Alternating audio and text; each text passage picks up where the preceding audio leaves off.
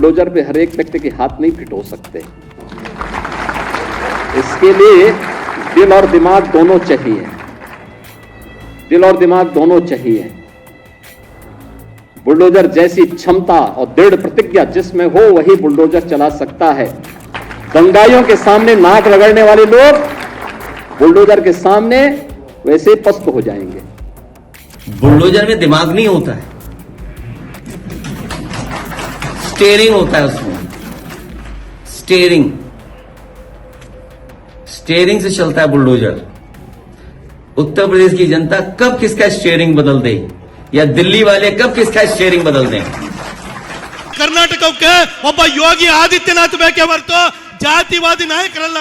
ಯಾವನ್ petrol bomb ಹಾಕ್ತಾ, ಯಾವನ್ ಕಲ್ ತೂರಾಟ ಮಾಡ್ದ, ಯಾವನ್ ಮೆರವಣಿಗೆ ಮೇಲೆ ಚಪ್ಪಲಿ ತೂರ್ದ, ಅವ್ನ ಮನೆಗೆ ಬುಲ್ಡೋಜರ್ ನುಗ್ಸಿ. ನಿಮಗೆ ತಾಕತ್ತಿದ್ರೆ, ನಿಮಗೆ ಗಂಡಸ್ತಾನಿದ್ರೆ, ಈ ಸರ್ಕಾರಕ್ಕೆ ತಾಕತ್ತಿದ್ದರೆ, ಕರ್ನಾಟಕ ಸರ್ಕಾರಕ್ಕೆ ತಾಕತ್ತಿದ್ದರೆ ದುಷ್ಕರ್ಮಿಗಳನ್ನ ಪತ್ತೆ ಹಚ್ಚಿ ಅವರ ಮನೆಗೆ ಬುಲ್ಡೋಸರ್ ನುಗ್ಸ್ಲಿ ನೋಡೋಣ. ಹಿಂದ್ ಕಡೆ ಎಲ್ಲ ಕಾಪ್ಸು ಏನು ಮುಗಿಸ್ಬೇಡ.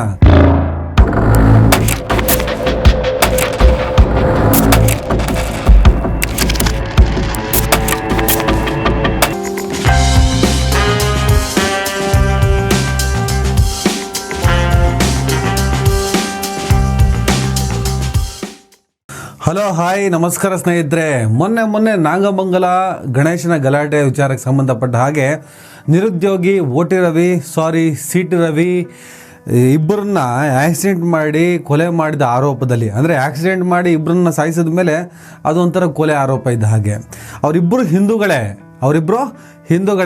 ಅವ್ರು ಸತ್ತೋದ ಮೇಲೆ ಅವ್ರ ಮನೆ ಪರಿಸ್ಥಿತಿ ಏನು, ಅವ್ರ ಕತೆ ಏನು, ಅದ್ರ ಬಗ್ಗೆ ಇವತ್ತಿನವರು ಕೂಡ ಸಿ ಟಿ ರವಿ ಕಡೆಯಿಂದ ನಮ್ಗೇನು ಅಪ್ಡೇಟ್ ಬಂದಿಲ್ಲ.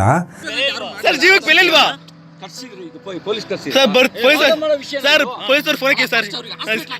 ನೋಡಿ ಸರ್, ಬನ್ನಿ ಸರ್ ಇಲ್ಲಿ ಬನ್ನಿ ಸರ್, ನೋಡಿ ಬನ್ನಿ ಸರ್. ಹಿಂಗ್ ಮಾಡ್ರಿ ಹೆಂಗೆ ಸರ್ ಹೇಳಿ ಸರ್. ಇದು ಏನೇ ಆದ್ರೂ ಪ್ರತಿಯೊಂದನ್ನು ಎಲ್ಲದಕ್ಕೂ ಜವಾಬ್ದಾರಿ ನೀವೇ ಸರ್. ತಪ್ಪು ನಿಮ್ದೇ ಸರ್. ಇದು ನಿಂತಿದ್ರೆ ಒಂದರ್ದಿರ ಸರ್ ಇಲ್ಲಿ ಸರ್.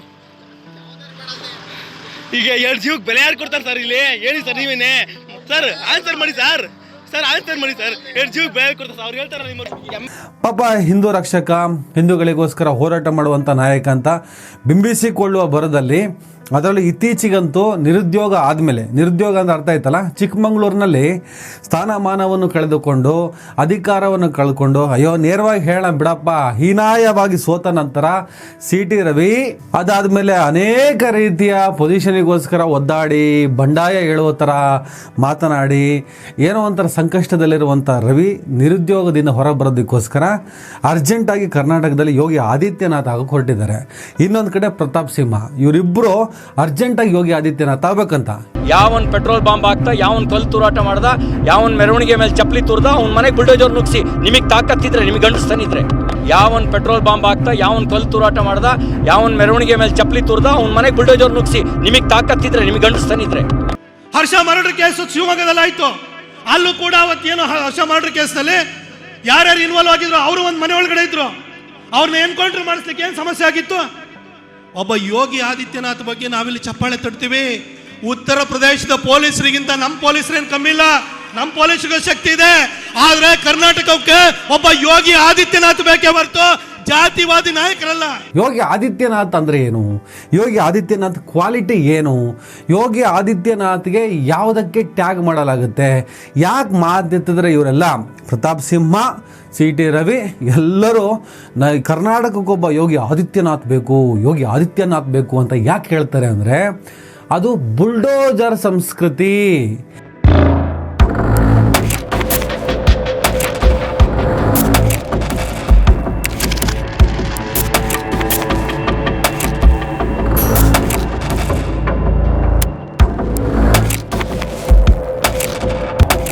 बुलडोजर पे हर एक व्यक्ति के हाथ नहीं फिट हो सकते। इसके लिए दिल और दिमाग दोनों चाहिए. ನಾಗಮಂಗಲದಲ್ಲಿ ಮೊನ್ನೆ ನಡೆದಂಥ ಗಣೇಶನ ಗಲಾಟೆ ಮಾತ್ರ ಕಣ್ಣೆದುರಿಗೆ ಬರುತ್ತೆ. ಆ ಗಲಾಟೆ ಆದಮೇಲೆ ನಾಗಮಂಗಲದಲ್ಲಿ ಹಿಂದೂ ಮುಸಲ್ಮಾನರು ಒಟ್ಟಿಗೆ ಸೇರಿ ಗಣೇಶನ ಉತ್ಸವವನ್ನು ಮಾಡಿದ್ದಾರೆ. ಅದು ಯಾವುದನ್ನು ಮೀಡಿಯಾ ತೋರಿಸಲ್ಲ, ಯಾವುದನ್ನು ಹೈಲೈಟ್ ಮಾಡಲ್ಲ. ಬರೀ ಗಲಾಟೆ ಎಲ್ಲಿದೆಯೋ ಅಲ್ಲಿ ಕ್ಯಾಮ್ರಾ ಸದಾ ದೊಂಬಿ ಸಂಘರ್ಷ, ಅದರಲ್ಲಿ ಹಿಂದೂ ಮುಸಲ್ಮಾನರ ಸಂಘರ್ಷದ ಚಿತೆಯ ಬೆಂಕಿಯಲ್ಲಿ ಮೈ ಕಾಯಿಸಿಕೊಳ್ಳುವಂತ ಇಂತಹ ದೇಶದ ಪ್ರಗತಿಗೆ ಮಾರಕವಾದಂತಹ ಜನರು ಸಿ.ಟಿ. ರವಿ ಅವರ ಕರ್ನಾಟಕಕ್ಕೆ ಒಬ್ಬ ಯೋಗಿ ಆದಿತ್ಯನಾಥ್ ಬೇಕು. ಯಾಕೆಂದ್ರೆ ಆತ ಬುಲ್ಡೋಜರ್ ನುಗ್ಸ್ತಾನೆ, ಬುಲ್ಡೋಜರ್. ಮೊನ್ನೆ ಸಿ.ಟಿ. ರವಿ ಹೇಳಿದ್ದು ಕೇಳಿಸ್ಕೊಳ್ಳೇಬೇಕಾದ್ರೆ, ಯಾವನ್ ಪೆಟ್ರೋಲ್ ಬಾಂಬ್ ಹಾಕ್ತಾ, ಯಾವನ್ ಕಲ್ ತೂರಾಟ ಮಾಡ್ದ, ಯಾವನ್ ಮೆರವಣಿಗೆ ಮೇಲೆ ಚಪ್ಪಲಿ ತೂರ್ದ, ಅವ್ನ ಮನೆಗೆ ಬುಲ್ಡೋಜರ್ ನುಗ್ಸಿ. ನಿಮಗೆ ತಾಕತ್ತಿದ್ರೆ, ನಿಮಗೆ ಗಂಡಸ್ತಾನಿದ್ರೆ, ಈ ಸರ್ಕಾರಕ್ಕೆ ತಾಕತ್ತಿದ್ದರೆ, ಕರ್ನಾಟಕ ಸರ್ಕಾರಕ್ಕೆ ತಾಕತ್ತಿದ್ದರೆ ದುಷ್ಕರ್ಮಿಗಳನ್ನ ಪತ್ತೆ ಹಚ್ಚಿ ಅವರ ಮನೆಗೆ ಬುಲ್ಡೋಜರ್ ನುಗ್ಸ್ಲಿ ನೋಡೋಣ. ಹಿಂದ್ಕಡೆ ಎಲ್ಲ ಕಾಪ್ಸು ಏನು ಮುಗಿಸ್ಬೇಡ. ಒಂದು ಮನೆ ಕಟ್ಟಬೇಕಾದ್ರೆ ಎಷ್ಟು ಕಷ್ಟ ಇರುತ್ತೆ. ಒಂದು ಗಾದೆನೇ ಇದೆ, ಮನೆ ಕಟ್ಟಿ ನೋಡು ಮದುವೆ ಮಾಡಿ ನೋಡು ಅಂತೇಳಿ. 2 ಟಾಸ್ಕ್ಗಳು ಸುಲಭ ಅಲ್ಲ. ಯಾರಿಗೆ ಸ್ವಂತ ಮನೆ ಇಲ್ವೋ ಅವನಿಗೆ ಮಾತ್ರ ಅರ್ಥ ಆಗುತ್ತೆ ಆ ಸ್ವಂತ ಮನೆ ಅಂದ್ರೆ ಏನು, ಮನೆ ಕಟ್ಟೋದಂದ್ರೆ ಏನು. ಮನೆ ಕಟ್ಟೋದಕ್ಕೋಸ್ಕರ ತಮ್ಮ ಜೀವನವನ್ನೇ ತ್ಯಾಗ ಮಾಡ್ತಾರೆ. ಹೌದು, ಮನೆ ಕಟ್ಟೋದು ಕಷ್ಟನೇ, ಹಾಗಂತ ನಿಮ್ಗೆ ಇಷ್ಟ ಬಂದಾಗ ಮಾಡ್ಬೋದಾ? ಅಪರಾಧ ಕೃತ್ಯಗಳಲ್ಲಿ ಭಾಗಿಯಾಗ್ಬೋದಾ? ಬುಲ್ಡೋಸರ್ ಯೋಗಿ ಬಾಬಾ ಬುಲ್ಡೋಸರ್ ಯೋಗಿ ಆದಿತ್ಯನಾಥನ ಕಾನೂನೇ, ಯೋಗಿ ಆದಿತ್ಯನಾಥನ ಕಾನೂನೇ ನಿಮ್ಗೆಲ್ಲ ತಕ್ಕ ಶಿಕ್ಷೆ. ನಿಮಗೆಲ್ಲ ಅಲ್ಲ, ಯೋಗಿ ಆದಿತ್ಯನಾಥ್ ಪರ್ಟಿಕ್ಯುಲರ್ ಆಗಿ ಇಲ್ಲಿವರೆಗೂ ಬುಲ್ಡೋಸರ್ ನುಗ್ಸಿದ್ದು ಕೇವಲ ಮುಸಲ್ಮಾನರ ಮನೆಯ ಮೇಲೆ ಮಾತ್ರ.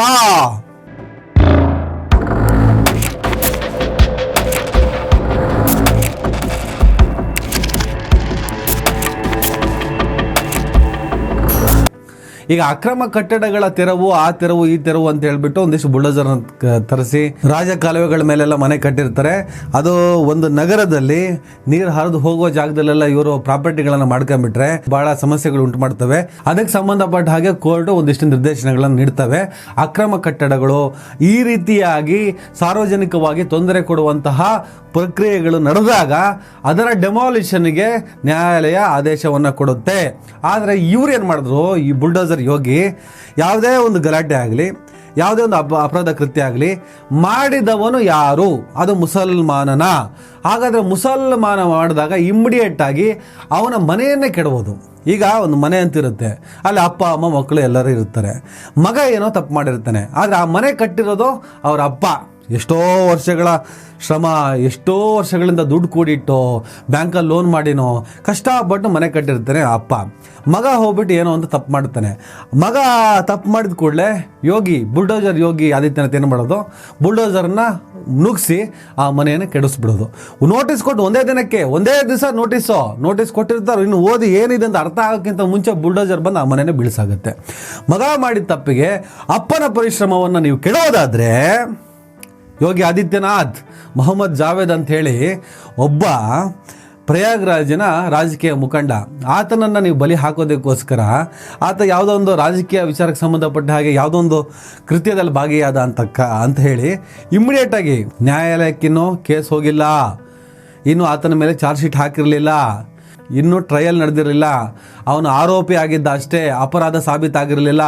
ಯೋಗಿ ಆದಿತ್ಯನಾಥನ ಕ್ರೌರ್ಯ ಇದೇ ಥರ ನಡೀತಾ ಬಂದಿರೋದು.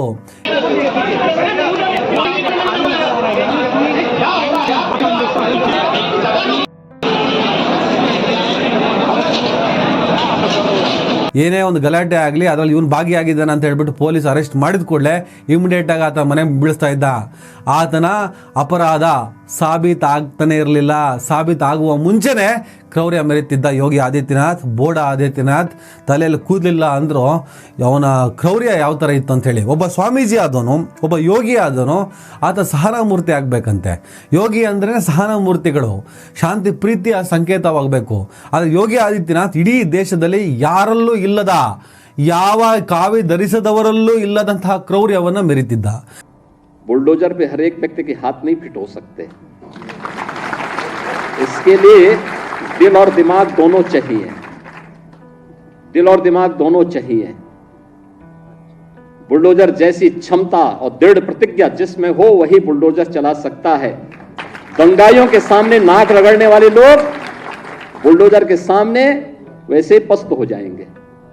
ಆ ಯೋಗಿ ಆದಿತ್ಯನಾಥ್ ತರನೇ ಮಧ್ಯಪ್ರದೇಶ, ಛತ್ತೀಸ್ಗಢ, ಮಹಾರಾಷ್ಟ್ರದಲ್ಲೂ ಕೂಡ ಬಿಜೆಪಿ ಆಡಳಿತದಲ್ಲಿ ಇದೇ ರೀತಿಯಾಗಿ ಪರ್ಟಿಕ್ಯುಲರ್ ಆಗಿ ಒಂದು ಸಮುದಾಯವನ್ನ, ಮುಸಲ್ಮಾನ ಸಮುದಾಯವನ್ನ ಗುರಿಯಾಗಿಸಿ ಅಪರಾಧ ಕೃತ್ಯವನ್ನ ಕೇವಲ ಮುಸಲ್ಮಾನರು ಮಾಡಿದರೆ ಮಾತ್ರ ಬುಲ್ಡೋಜರ್ ಬಿಡ್ತಾ ಇದ್ರು. ಹಿಂದೂ ಧರ್ಮದಕ್ಕೆ ಸಂಬಂಧಪಟ್ಟಂತ ಅಪರಾಧಿಗಳಿಗೆ ಯಾವತ್ತೂ ಕೂಡ ಬುಲ್ಡೋಜರ್ ದರ್ಶನವನ್ನ ಇವರು ಮಾಡೇ ಇಲ್ಲ. ಹೋಗ್ರಿ ಆಯ್ತಪ್ಪ, ನಿಮ್ದು ಜಂಗ್ಲಿ ನ್ಯಾಯ ಇರ್ಲಿ, ಮುಸಲ್ಮಾನರ ಮೇಲೆ ಪ್ರಯೋಗ ಮಾಡಬೇಕು, ಮುಸಲ್ಮಾನರನ್ನು ತೋರಿಸ್ಕೊಂಡು ನೀವು ರಾಜಕೀಯವನ್ನು ಮಾಡ್ಕೊ ಬಂದವರು.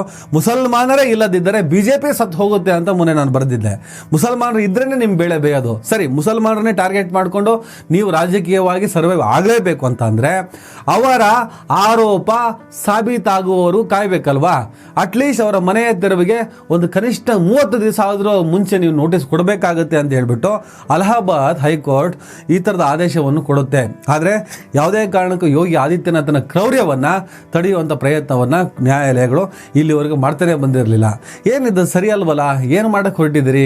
ಪರ್ಟಿಕ್ಯುಲರ್ ಒಂದು ಧರ್ಮವನ್ನು ಟಾರ್ಗೆಟ್ ಮಾಡ್ತೀರಾ, ಅದು ನಿಮ್ಮ ಹಣೆ ಬರ, ನೀವು ಮಾಡ್ಕೊಂಡೇ ಬಂದಿದ್ದೀರಾ. ಓಕೆ, ಆದರೆ ಬುಲ್ಡೋಜರ್ ಸಂಸ್ಕೃತಿ ಏನು? ಆ ಮನೆಯಲ್ಲಿ ಒಬ್ಬ ಮಗ ತಪ್ಪು ಮಾಡಿರ್ತಾನೆ, ಅದು ಅವನ ಸಂಬಂಧಿ ಯಾರು ತಪ್ಪು ಮಾಡಿರ್ತಾನೆ, ಅದಕ್ಕೂ ಆ ಮನೆ ಕಟ್ಟಿದ ಅಂತಹ ಆ ಮನೆಯ ಮಾಲೀಕನಿಗೂ ಅವನ ಅಪ್ಪನಿಗೂ ಏನು ಸಂಬಂಧ? ಯಾಕೆ ಕೆಡವುತ್ತೀರಾ? ಮನೆ ಕಟ್ಟೋದಷ್ಟು ಸುಲಭನ? ಬಡವರ ಮನೆ, ಬಡವರುಗಳನ್ನೇ ಟಾರ್ಗೆಟ್ ಮಾಡ್ತೀರಾ ನೀವು. ಆ ಮೊಹಮ್ಮದ್ ಜಾವೇದ್ ಎಷ್ಟು ಅದ್ಭುತ ಒಂದು ಮನೆ ಕಟ್ಟಿದ್ದ. ಅವನ ಕುಟುಂಬಕ್ಕೆ ಒಂದು ದಿವಸದ ಮುಂಚೆ ಅಷ್ಟೇ ನೋಟಿಸ್ ಕೊಟ್ಟಿದ್ದಂತೆ. ಏನನ್ನೋದು ನೋಡಿ ತಲೆ ಎತ್ತದ್ರೊಳಗಡೆ ಬಂದು ಬುಲ್ಡೋಜರ್ ಅವ್ನ ಮನೆನ ಕೆಡವಿತ್ತು. ಕೋರ್ಟಲ್ಲಿ ಟ್ರಯಲ್ ಆಗೋಕ್ಕಿಂತ ಮುಂಚೆ ಮನೆಯ ಬೆಳೆಸ್ಕೊಂಡಿದ್ದ. ಈ ಥರದ ಕ್ರೌರ್ಯವನ್ನು ಬೆರಿತಾ ಇದ್ರು. CT ರವಿ ಆದಿಯಾಗಿ ಎಲ್ಲರೂ ಕೂಡ ಯೋಗಿ ಆದಿತ್ಯನಾಥ್ ಬೇಕು, ಯೋಗಿ ಆದಿತ್ಯನಾಥ್ ಬೇಕು ಅಂತೇಳಿ ಖುದ್ದು ತಾವೇ ಯೋಗಿ ಆದಿತ್ಯನಾಥ್ ಆಗೋದಕ್ಕೆ ಹೊರಟ ಇವರಿಗೆ ಯೋಗಿಯ ಬುಲ್ಡೋಜರ್ ಒಂದೇ ದೊಡ್ಡ ಅಸ್ತ್ರ, ಯೋಗಿಯ ಬುಲ್ಡೋಜರ್ ಒಂದೇ ಉದಾಹರಣೆ. ಬಾತಿದ್ರೆ ಬುಲ್ಡೋಜರ್ ಅಂತಿದ್ರು.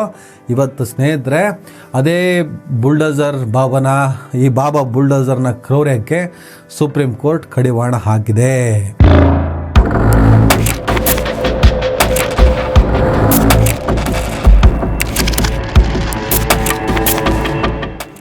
ಸುಪ್ರೀಂ ಕೋರ್ಟ್ ಸೆಪ್ಟೆಂಬರ್ 17 ಅಂದರೆ ಮಂಗಳವಾರ ದೇಶದಾದ್ಯಂತ ಬುಲ್ಡೋಜರ್ ಬಳಸಿ ಅಕ್ರಮವಾಗಿ ಮನೆಗಳನ್ನು ಧ್ವಂಸಗೊಳಿಸುವ ಜಂಗ್ಲಿ ನ್ಯಾಯಕ್ಕೆ ಕಡಿವಾಣ ಹಾಕಿದೆ. ಇನ್ನು ಮುಂದೆ ನೀವು ಬುಲ್ಡೋಜರನ್ನು ಬಳಸಿ ಬೇಕಾಬಿಟ್ಟು ಯಾರ್ಯಾರೋ ಮನೆಯನ್ನು ಕೆಡುವ ಹಾಗಿಲ್ಲ. ಅಕ್ರಮವಿರಲಿ, ಸಕ್ರಮ ಇರಲಿ, ಅಥವಾ ನಿಮ್ಮ ಟಾರ್ಗೆಟೇ ಇರಲಿ, ಆದರೆ ಸದ್ಯಕ್ಕೆ ನೀವು ಯಾರ ಮನೆಯನ್ನು ನೀವು ಬುಲ್ಡೋಜರನ್ನು ಬಳಸಿ ಕೆಡುವ ಹಾಗಿಲ್ಲ ಅಂತ ಹೇಳ್ಬಿಟ್ಟು ಆದೇಶವನ್ನು ಹೊರಡಿಸಿದೆ. ನ್ಯಾಯಾಧೀಶರಾದಂಥ R ಗವಾಯಿ ಮತ್ತು KV ವಿಶ್ವನಾಥನ್ ಪೀಠ ಈ ಆದೇಶವನ್ನು ಮಾಡಿದ್ದು. ದೇಶದಾದ್ಯಂತ ಇನ್ನು ಮುಂದೆ ಬುಲ್ಡೋಜರ್ ಸಂಸ್ಕೃತಿ, ಬುಲ್ಡೋಜರ್ ಜಂಗ್ಲಿ ನ್ಯಾಯ ಈ ದೇಶದ ಸಂವಿಧಾನಕ್ಕೆ ಮಾರಕವಾದ, ಪರ್ಟಿಕ್ಯುಲರ್ ಆಗಿ ಒಂದು ಸಮುದಾಯವನ್ನು ಗುರಿಯಾಗಿಸಿಕೊಂಡು ಮಾಡುತ್ತಿದ್ದ, ಆ ಮೂಲಕ ದೇಶದ ಒಳಗಡೆ ಅರಾಜಕತೆ ಸೃಷ್ಟಿಸುತ್ತಿದ್ದ, ಆ ಮೂಲಕ ದೇಶದ ಒಳಗಡೆ ಹಿಂದೂ ಮುಸ್ಲಿಂ ಸಂಘರ್ಷವನ್ನು ಪ್ರೇರೇಪಿಸುತ್ತಿದ್ದ, ಅದೇ ಸಂಘರ್ಷದ ಉನ್ಮಾದದಲ್ಲಿ ಕರ್ನಾಟಕದಲ್ಲೂ ಕೂಡ ಯೋಗಿ ಆದಿತ್ಯನಾಥ್ ಮಾದರಿಯಲ್ಲಿ ನಾವು ಅಧಿಕಾರವನ್ನು ಮಾಡಬೇಕಿತ್ತು ಅಂತ ಹೇಳ್ಬಿಟ್ಟು ಪ್ರತಾಪ್ ಸಿಂಹನಂತಹ ನಿರುದ್ಯೋಗಿಗಳು ಬಾಯಿ ಬಿಡಿದುಕೊಳ್ಳುವಂಥ ಪ್ರವೃತ್ತಿ ಇನ್ನು ಮುಂದೆ ನಡೆಯೋದಿಲ್ಲ ಸ್ನೇಹಿತರೆ. ಒಬ್ಬ ಯೋಗಿ ಆದಿತ್ಯನಾಥ್ ಬಗ್ಗೆ ನಾವಿಲ್ಲಿ ಚಪ್ಪಾಳೆ ತಡ್ತೀವಿ. ಉತ್ತರ ಪ್ರದೇಶದ ಪೊಲೀಸರಿಗಿಂತ ನಮ್ಮ ಪೊಲೀಸರೇನು ಕಮ್ಮಿ ಇಲ್ಲ, ನಮ್ಮ ಪೊಲೀಸರಿಗೂ ಶಕ್ತಿ ಇದೆ. ಆದ್ರೆ ಕರ್ನಾಟಕಕ್ಕೆ ಒಬ್ಬ ಯೋಗಿ ಆದಿತ್ಯನಾಥ್ ಬೇಕೇ ಹೊರತು ಜಾತಿವಾದಿ ನಾಯಕರಲ್ಲ. ಯೋಗಿ ಆದಿತ್ಯನಾಥ್ ಯಾವುದೇ ಕಾರಣಕ್ಕೂ ಮಾಡಲಾಗೋದಿಲ್ಲ. ಯೋಗಿ ಆದಿತ್ಯನಾಥ್ ಈ ದೇಶಕ್ಕೆ ಮಾರಕವಾದಂಥ ಆಡಳಿತವನ್ನು ಕೊಟ್ಟ ಮನುಷ್ಯ. ಇನ್ನು ಯೋಗಿ ಆದಿತ್ಯನಾಥ್ ಯಾವತ್ತೂ ಕೂಡ ಈ ದೇಶಕ್ಕೆ ಮಾದರಿಯಾಗುವಂಥ ಇತಿಹಾಸ ಪುಟದಲ್ಲಿ ಈ ದೇಶವನ್ನು ಸಾಮರಸ್ಯದಿಂದ, ಸಹಬಾಳ್ವೆಯಿಂದ ತೆಗೆದುಕೊಂಡಂತಹ ಸಾಲಿನಲ್ಲಿ ನಿಲ್ಲುವಂಥ ವ್ಯಕ್ತಿಯಲ್ಲ. ಈ ದೇಶವನ್ನು ಕ್ರೌರ್ಯದ ಮೂಲಕ ಆಳಿದಂಥವರ ಸಾಲಿನಲ್ಲಿ ಯೋಗಿ ಆದಿತ್ಯನಾಥ್ ಅಂತವರು ನಿಲ್ಲೋರು. ಯೋಗಿ ಆದಿತ್ಯನಾಥನ್ನು ಮಾಡೆಲ್ ಮಾಡಿಕೊಂಡಂಥ ಪ್ರತಾಪ್ ಸಿಂಹ ಆಗಲಿ, CT ರವಿ ಆಗಲಿ, ಇವರು ಯಾರು ಕೂಡ ಇತಿಹಾಸದ ಪುಟದಲ್ಲಿ ಸಹಬಾಳ್ವೆ, ಸಾಮರಸ್ಯದ ಭಾರತವನ್ನು, ನಾಡನ್ನ ಕಟ್ಟಿದ ಸಾಲಿನಲ್ಲಿ ನಿಲ್ಲೋದಿಲ್ಲ. ಇವರೆಲ್ಲ ಕ್ರೌರ್ಯದ ಸಾಲಿನಲ್ಲಿ ಸೇರಿಕೊಂಡು ನಾಶ ಆಗುವಂಥವ್ರು. ಸ್ನೇಹಿತರೆ, ಇನ್ನು ಮುಂದೆ ಯಾವುದೇ ಕಾರಣಕ್ಕೂ ಉತ್ತರ ಪ್ರದೇಶದಲ್ಲಿ ಮಾತ್ರ ಅಲ್ಲ, ಇಡೀ ಭಾರತದಲ್ಲಿ ಯೋಗಿ ಆದಿತ್ಯನಾಥನ ಬುಲ್ಡೋಜರ್ ಮಾದರಿ ವರ್ಕೌಟ್ ಆಗಲ್ಲ. ಅದನ್ನು ನಿಷೇಧಿಸಿ ಆ ಥರದ್ದು ಮಾಡಂಗಿಲ್ಲ ಅಂತ ಹೇಳಿಬಿಟ್ಟು ಸುಪ್ರೀಂ ಕೋರ್ಟ್ ಆದೇಶ ಕೊಟ್ಟಿದೆ. ಒಂದೊಂದು ಸಲ ನಮ್ಮ ನ್ಯಾಯಾಂಗದಲ್ಲಿ ನಾವು ಯಾವ ಥರ ಭರವಸೆಯನ್ನು ಇಟ್ಕೋಬಹುದು ಅನ್ನೋದಕ್ಕೆ ಎಕ್ಸಾಂಪಲ್ ಈ ತೀರ್ಪು. ಈ ಸಲದ ಲೋಕಸಭೆ ಚುನಾವಣೆಯಲ್ಲಿ BJPಯ ಹೀನಾಯ ಸ್ಥಿತಿಯನ್ನು ನೋಡಿದಾಗಲೇ ಅನಿಸ್ತು. BJP ದೊಡ್ಡ ಮಟ್ಟದಲ್ಲಿ ಪ್ರಭಾವಿಯಾಗಿ ಬೆಳೀತಿದ್ದಾಗ ನ್ಯಾಯಾಂಗದ ಮೇಲೂ ಕೂಡ ಅದು ಒಂದೊಂದು ಲೆಕ್ಕದಲ್ಲಿ ಇನ್ಫ್ಲೂಯೆನ್ಸ್ ಆಗ್ತಾ ಇತ್ತೇನೋ. ಹಾಗಾಗಿ ಕೆಲವು ತೀರ್ಪುಗಳು, ಹಲವು ತೀರ್ಪುಗಳಲ್ಲ, ಕೆಲವು ತೀರ್ಪುಗಳು ಸಂವಿಧಾನಬದ್ಧವಾಗಿ ಬರಲಿಲ್ವೇನೋ. ಮಂದಿರ ಇರ್ಬೋದು, ಮಸೀದಿ ಇರ್ಬೋದು, ಯಾವುದೋ ಒಂದು ತೀರ್ಪು. BJP ಇವತ್ತು ಹಲ್ಲು ಕಿತ್ತ ಹಾವಿನ ಸ್ಥಿತಿಯಲ್ಲಿ ಇದೆಯೋ. ಅಕ್ಕಪಕ್ಕದಲ್ಲಿ ಸೆಕ್ಯುಲರ್ ಐಡಿಯಾಲಜಿ ಇರುವಂಥ ನಿತೀಶ್ ಚಂದ್ರಬಾಬು ನಾಯ್ಡು ಅವರ ಮುಲಾಜಿನಲ್ಲಿ ಸರ್ಕಾರ ರಚನೆ ಮಾಡ್ತಾ ಇದೆಯೋ. ಈ ಹಂತದಲ್ಲಿ ನ್ಯಾಯಾಂಗ ಕೂಡ ಈ ದುರ್ಬಲವಾದಂತಹ NDA ಒಕ್ಕೂಟದ ಜಂಗ್ಲಿ ನ್ಯಾಯಗಳಿಗೆ ಕತ್ತರಿ ಹಾಕುವಂಥ ಕೆಲಸವನ್ನು ಮಾಡ್ತಾ ಇದೆ. ಇದೇ ನ್ಯಾಯ ಹೀಗೆ ಹೋಗ್ಬೇಕು, ನ್ಯಾಯಾಂಗ ಇದೇ ರೀತಿ ಇರಬೇಕು. ನ್ಯಾಯಾಂಗ ಶಾಸಕಾಂಗ ಕಾರ್ಯಾಂಗದ ದುರಾವಸ್ಥೆಯಿಂದ ದೌರ್ಜನ್ಯದಿಂದ ನರಳಿದಂತಹ ಪ್ರಜಾಪ್ರಭುಗಳಿಗೆ ಇರುವಂತಹ ಒಂದೇ ಒಂದು ಆಶಯವಾದ, ಅದು ನ್ಯಾಯಾಂಗ ವ್ಯವಸ್ಥೆ. ಆ ನ್ಯಾಯಾಂಗ ವ್ಯವಸ್ಥೆಯಲ್ಲೇ ಎಲ್ಲೋ ಒಂದು ಕಡೆ ನ್ಯಾಯ ಮರೀಚಿಕೆ ಆದಾಗ ಎಲ್ಲಿ ಹೋಗೋದಪ್ಪ, ಏನು ಮಾಡೋದಪ್ಪ ಅಂತ ಹೇಳ್ಬಿಟ್ಟು ಚಿಂತಿತನಾಗುವಂಥ ವ್ಯಕ್ತಿ ಕ್ರೌರ್ಯಕ್ಕೆ ಇಳುವಂತಹ ಅಪಾಯ ಇರ್ತವೆ. ನ್ಯಾಯಾಂಗ ಎಲ್ಲದಕ್ಕೂ ನ್ಯಾಯ ಕೊಡುವಂತಹ ಇಂತಹ ಕೆಲಸವನ್ನು ಮಾಡಿದರೆ, ಬಾಬಾ ಬುಲ್ಡೋಸರ್ನ ಕ್ರೌರ್ಯಕ್ಕೆ ಕಡಿವಾಣ ಹಾಕುವಂಥ ಕೆಲಸವನ್ನು ಮಾಡಿದಾಗ ನ್ಯಾಯಾಂಗ ವ್ಯವಸ್ಥೆಯ ಬಗ್ಗೆ ಬಹಳ ದೊಡ್ಡ ಗೌರವ ಬಂದೇ ಬರುತ್ತೆ ಸ್ನೇಹಿತರೆ. ಕನ್ವಾರ್ ಯಾತ್ರೆ ಅಂತ ಹೇಳಿ ಹಿಂದೂ ಮುಸಲ್ಮಾನರ ವ್ಯಾಪಾರಕ್ಕೆ ಕೊಳ್ಳಿ ಇಡುವಂಥ ಕೆಲಸವನ್ನು ಮೊನ್ನೆ ಯೋಗಿ ಆದಿತ್ಯನಾಥ್ ಮಾಡ್ತಾನೆ. ಕನ್ವಾರ್ ಯಾತ್ರೆ ಅಂದರೆ ಒಂದು ಪವಿತ್ರವಾದ ಯಾತ್ರೆ. ಆ ಪವಿತ್ರವಾದಂಥ ಯಾತ್ರೆ ಸಾಗುವ ದಾರಿಯಲ್ಲಿ ಮುಸಲ್ಮಾನರು ಅಂಗಡಿಯೇ ಇಡೋ ಹಾಗಿಲ್ಲ. ಇಡೋದಾದರೆ ನೀವೀಗೊಂದು ಹಣ್ಣಿನ ಅಂಗಡಿ ಅಂತ ಇಟ್ಟೆ ಅಂತ ಇಟ್ಕೊಳ್ಳಿ, ಅಲ್ಲಿ ಅನ್ವಾರ್ ಹಣ್ಣಿನ ಅಂಗಡಿ ಅಂತ ಹೇಳ್ಬಿಟ್ಟು ನಿಮ್ಮ ಐಡೆಂಟಿಟಿಯನ್ನು ತೋರಿಸಿ ಹಣ್ಣಿನ ಅಂಗಡಿ ಇಡಬೇಕು. ಆದರೆ ಭಕ್ತರು ಮಾತ್ರ ಅಲ್ಲಿ ಯಾವುದೇ ಕಾರಣಕ್ಕೂ ಹಣ್ಣು ಹಂಪಲು ಖರೀದಿಸೋ ಹಾಕಿಲ್ಲ.